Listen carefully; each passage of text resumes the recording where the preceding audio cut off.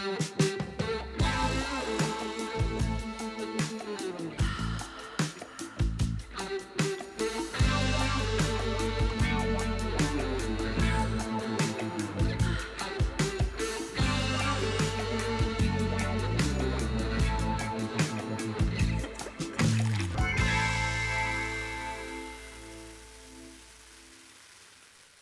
live in a toxic environment, so whatever the guidelines tell us, whether they're right or wrong, the reality is that our food environment is setting us up to fail. Why should we be setting up society to make it so hard for people to choose healthy food? And at some point, governments are going to realise that effectively the food manufacturers are bankrupting us.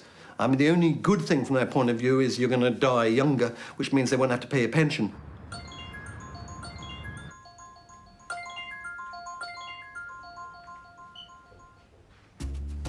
Christina Muayava loves food, but having type 2 diabetes means she has to be very careful about what she eats. Hi, boys. Hello. I eat lots of fruit and vegetables, but then I eat lots of the other foods. I'm going to have to seriously maintain what I should be doing. Otherwise, I hate feeling unwell. I hate feeling sick. Tina injects insulin twice a day to help her body manage blood glucose.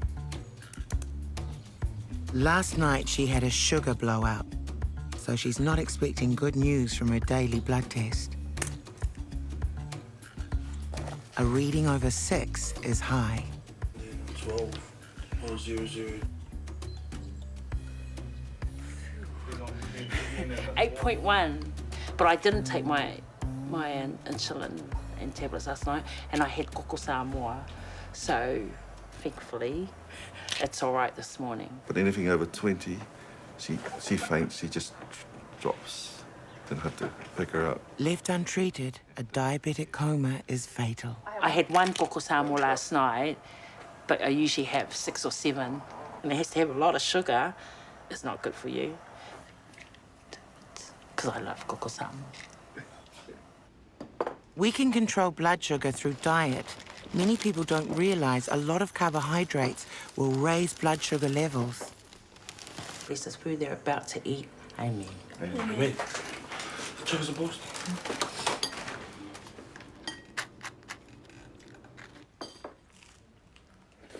I refrain from telling too many people that I am diabetic because they're quite judgmental. They'll say, oh, should you be eating that? Oh, you know, I thought diabetes people don't eat, you know, that kind of food. And I get annoyed. I get annoyed because I don't point the finger and look at what you're eating and what you put into your body, because it's my body. You'll get people that come up to you and go, don't eat that, aren't you diabetic? You know, yes, I do know. You know, you never tell an alcoholic, don't have that drink. Don't point the finger at other people. I don't tell other people what they should eat and what they shouldn't eat. We know what foods we're supposed to eat and what's nutritious for us, and we encourage each other to eat healthy. And you know, Tony really cares about me and what I eat, because he's the one that has to look after me when I get sick.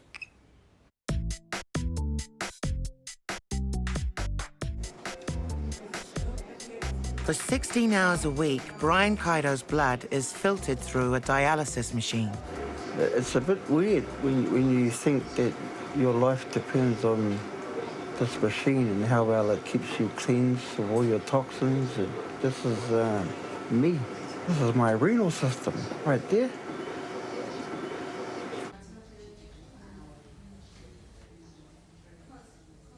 There you go, some calcium, aluminum.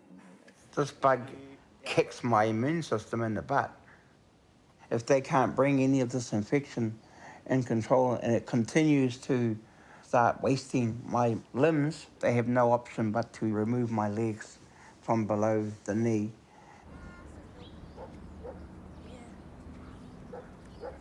Brian worries about his kids. His daughter Charmaine once played softball for New Zealand, but that was before she became a mum. You got polonies, yogurt, cheese, mandarin, muesli bar. I'm not really healthy at the moment. Being naughty, eating bad foods, I'm not doing sports anymore. Just being a bit lazy at the moment. It is a bit hard for me to stay healthy as I can. Just paying your way, and it's quite hard. I just want to live a better life. Being a mum, you're always like on your toes and you have to do all these things and you don't really find the time to cook a healthy meal all the time. So it is quite easy just to go get takeaways or whatever.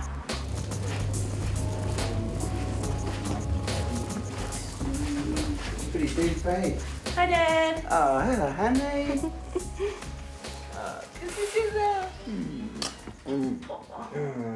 What's you? Missed you too. Got you some oranges. Oh, cool. Sorry, I'm in a bit of pain at the moment. An infection in Brian's heel is eating the flesh. His body is struggling to fight it because he has poor circulation, typical of excess blood sugar clogging up the veins. Painful as all night. They had to keep giving me lots of medication. I got no feeling down there in my foot. I mean, even digging it in there like that and twisting around, I can't feel any of that. I could pretty much stand on a nail and it could go right through my foot and I wouldn't feel it. I wouldn't know I've done it.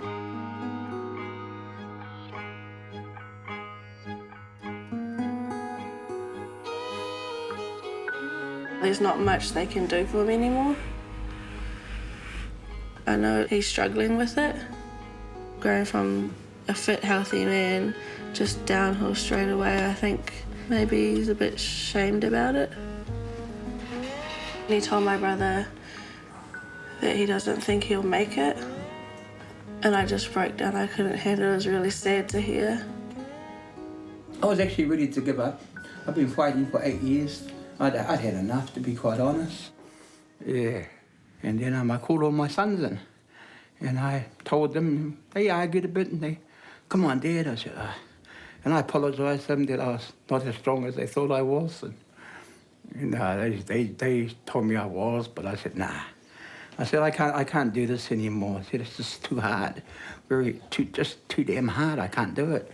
And then, yeah, well, in the end, they all accepted my decision that I was just going to, here's me thinking I'm just going to lay back down and let it all see the glory, all that, just let it go, come what may, all this sort of stuff. And then my daughter heard what I was telling her brothers, and she come into, that was it. I didn't have a chance after that, I can't see my daughter weep or anything. It just putty in my hand. I'm putty in her hands when she does that, but I tried to resist it. I argued with her and I told her, tried to make her understand where I was at, and she didn't want nothing to do with that. She was like, nah, I'm not ready to let you go there. And she just squeezed the heck out of me. She just kept squeezing me. Just kept on doing it, wouldn't let me go. I just told Dad, please don't go, I don't want you to go. And he said he can't do it. And I just kept asking him, and he said, when my brother's left, okay, daughter.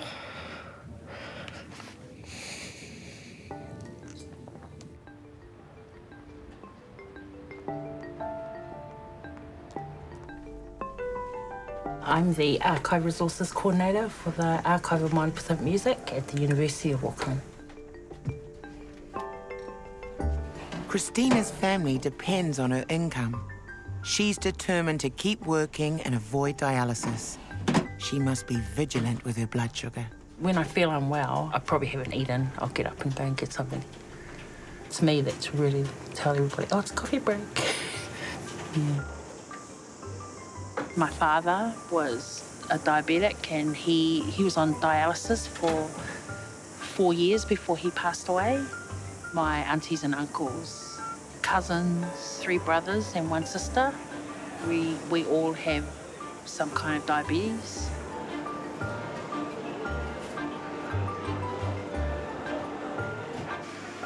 I'm always checking labels. I look at the labels and see how high the sugar is, sugar content in everything you eat. I now know which ones have the highest sugar, so I try and get the ones that are low. people don't really know where sugar's coming from. I mean, it's really easy to look at a fizzy drink and a bag of lollies and say, oh, I don't eat that. I don't eat a lot of sugar. My diet doesn't contain a lot of sugar. I eat healthily. But what they don't realize is that all the packaged processed foods that they might have in their diet contain sugar. And because reading labels is so incredibly difficult, and we're constantly coming up with different ways of trying to guide people, the reality is that it's hard work, and people are getting a lot of sugar from a lot of places that they would have no idea. My health is better than it was 15, 20 years ago. I used to be really bad.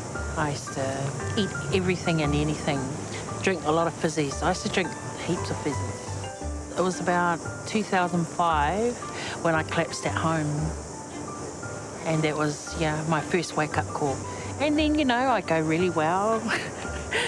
And then after a while, then when I think I'm, I'm really good, I'm top of the world, I'm eating healthy and I'm exercising. And then I get slack. I think, I'm all right, I'm all right. And I used to be ashamed to do my insulin. So because I was ashamed, I wouldn't do it. No, I don't want people to feel sorry for me either. One of the nurses said to me, you do know that with your condition, diabetes, you've got kidney failure and, you're dying. It's a slow killing disease, you're dying, so we just give you meds to prolong your life. And I said, thank you very much, picked my bag up, went out the door, and I didn't go back. Just felt to me like, oh, I'm a waste of time, I'm a waste of money, and, and I bet you there are a lot of other diabetes people who the medical staff probably just roll their eyes and go, oh. There's an immense amount of stigma that's attached to type 2 diabetes. And the reason is because we get bombarded with messages about what the cause is about being overweight and people overeating. And so when someone is diagnosed with diabetes, it can be very shameful and embarrassing, which has a lot of consequence in terms of that person then being able to manage or deal with the type 2 diabetes. Hey, Brian. Hey, James. Got you some biscuits. Oh, mean, bro. What we got? Plain biscuits. James Fuafua is Brian's diabetes buddy. They've been doing dialysis next to each other for years. I would much rather enjoy what time I have left, or I believe I have left, eating something I enjoy, than bland food all the time. When you know you only got 5 years, you don't stuff around. There's lots of things I've got to learn to live with now. And getting around with half a foot's nothing compared to some of the other people I've seen on dialysis. I sit there and go, well, lucky I don't have no legs like that guy. Lucky I still got my hands. I was in a room once with a guy that went blind and he was on dialysis for 17 years and then I heard he died and I was like, far out. And I'm going like, man, where they just seem to be dropping like flies at times. The last time I saw that happen was a young guy. At a guess, I'd say he was lucky to be 20 and he had just had both his legs amputated.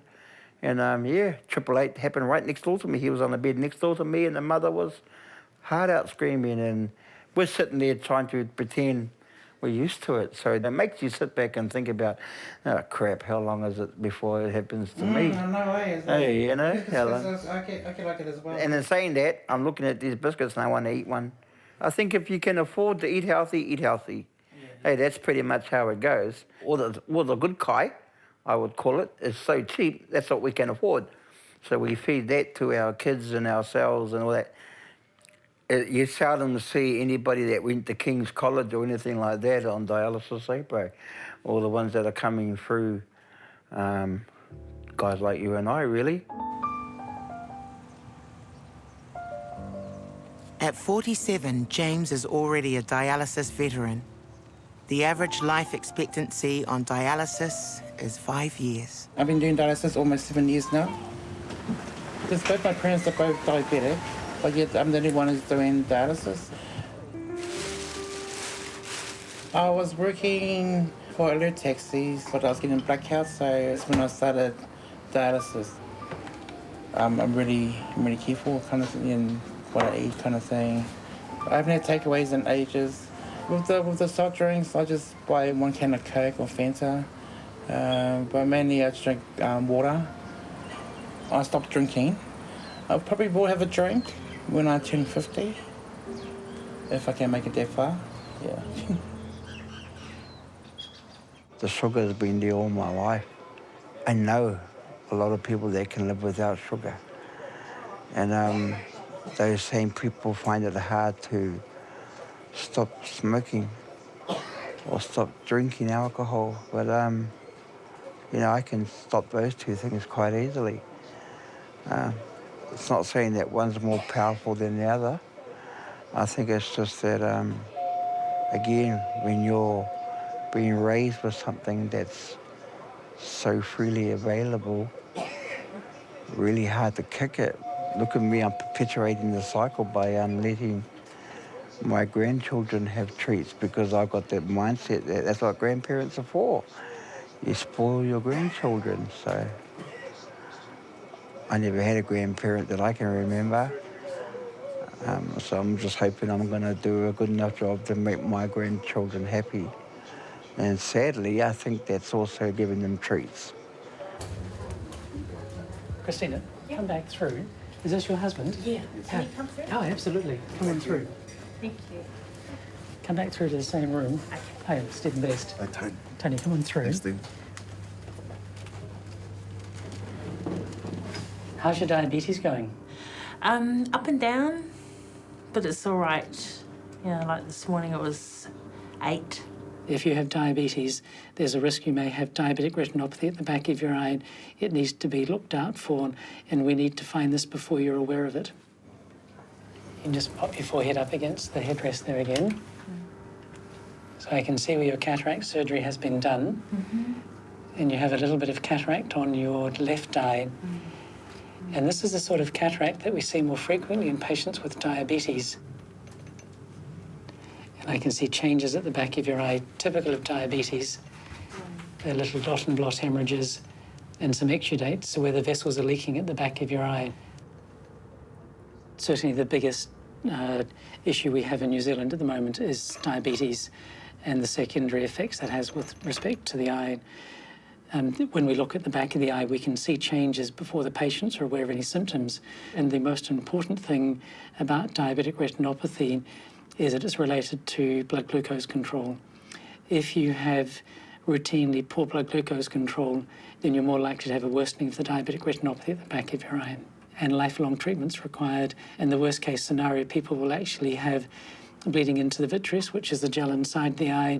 They'll then develop retinal detachments, and if they're not picked up early enough, they'll end up losing their sight. So my biggest concern at the moment for you, Christina, is that the vision in your left eye is reduced because of cataract, but more importantly, the cataract that you have stops us from seeing into the back of your eye, just like it stops you from seeing out. I'm going to suggest that we should look at removing the cataract from your left eye as well.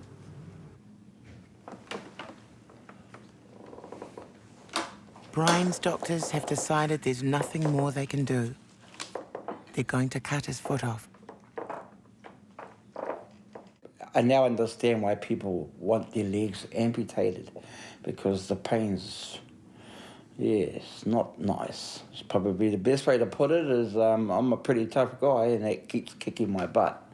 So I haven't been able to sleep for 3 days. It feels like the raw meat on my leg has been scraped against a rasping file all night long, all day. It just doesn't stop.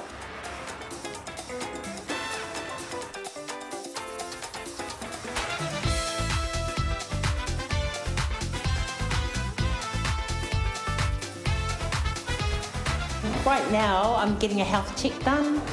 They check your blood sugar, your blood pressure, and you have to weigh in. And after this, we do Zumba. We try to keep healthy, and they watch for people who have diabetes. When they have these health checks, I actually miss them because I know exactly what it's going to be. It's going to be, I can tell her now that it's high. So I weighed myself and I'm 109.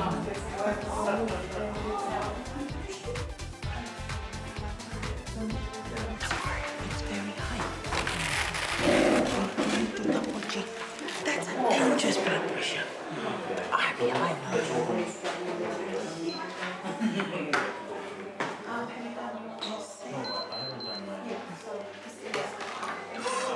Wow. But I was 29 this morning. Dangerous. My dear, did you know that you can have a heart attack with this kind of blood sugar and blood pressure? Are you aware of that? Wait. You can't exercise with that blood pressure. Oh yeah, I'll be fine. It's fine with you, but not fine with me. Because if anything happens to you, they might take us to the court. It's way too dangerous, it's high. So what we do, we need to refer her to the GP. Or after hours, no GP, we can take her straight to the hospital. She might have a heart attack or stroke any minute. So it's very dangerous. My dear, now it's above 200. I'll be fine. I'll be fine, don't worry. It's not fine.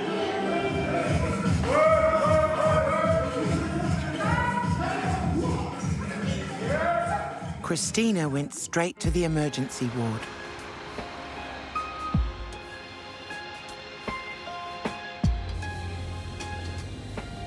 I'm guessing tonight's going to be painful as. Brian's about to lose his foot, but he's worried it won't stop there. No, I pretty brazenly ask what my possibility is of me keeping my legs in the next 10 years or so. You know, we're up against it. Most of the work that's been done has been really to do with, that kind of, getting your dressings right, getting the podiatrist in, getting your diabetes under control, making sure your dialysis is good. And as I said, my role has just been my role has just been to come in here and tell you if we don't do something, you'll lose your leg, and then try and make sure you don't. And you've done that quite well at the moment. Yeah. So far, so good. For me personally, I feel like it's too late, too little, too late. That's where I'm at. But I need to get on your way where there's a lot of good hard work. We can get there. I'm not there. I'm not sold on that yet. Come on, Leg. All right. Okay. See you tomorrow. Thank you, Doctor. See ya. Well, I'm at the bottom of the cliff here. He's already fallen off the cliff. Quite a large number of patients with type 2 diabetes and infection within their feet that they were coming here. And so there's a lot of patients get admitted and need operations on their foot and toes chopping off because of diabetes. It's pretty common. I've had over 20 operations done that are diabetic related. I'm just in awe of the fact that they want to try and do whatever they can to stem that flow of problematic issues that we're having. I reckon it's really cool. We're given hope. Thumbs up.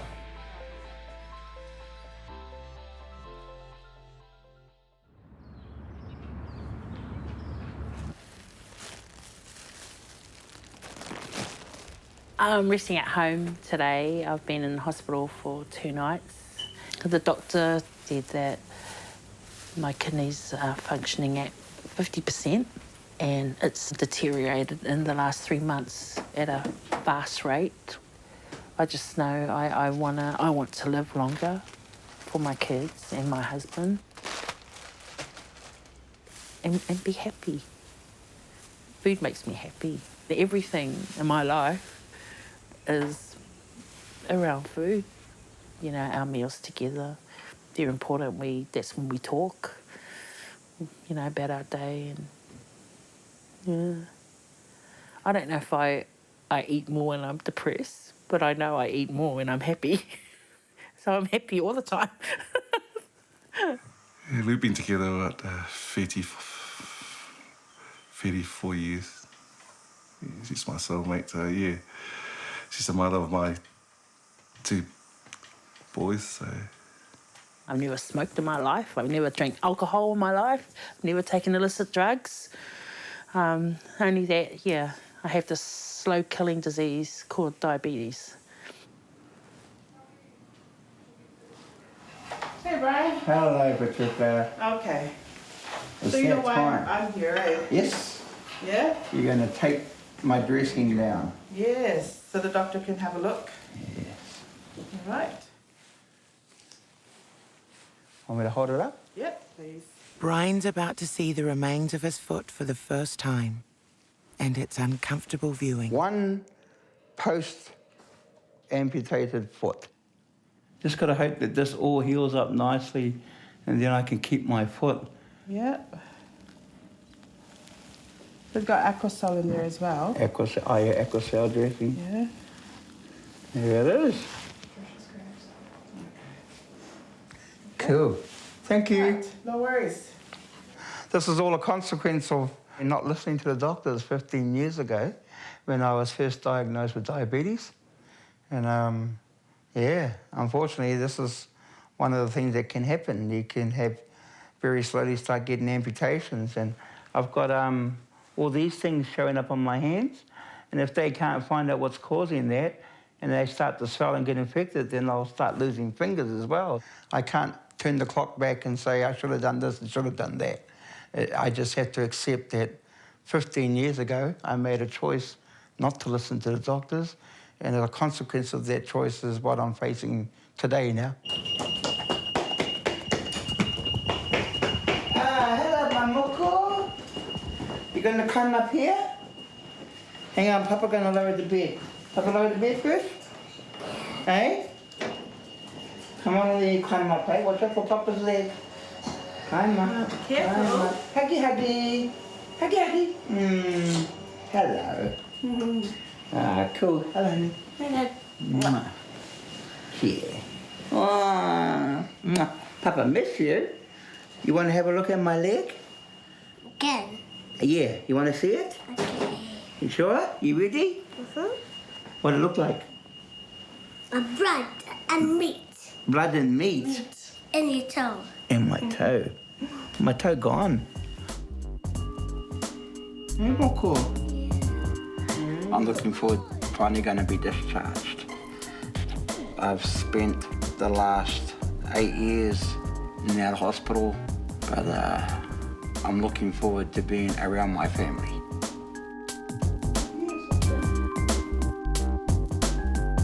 In our next program, we learn that the dangers of getting diabetes can start in the womb. And Brian is worried about how much more he can take.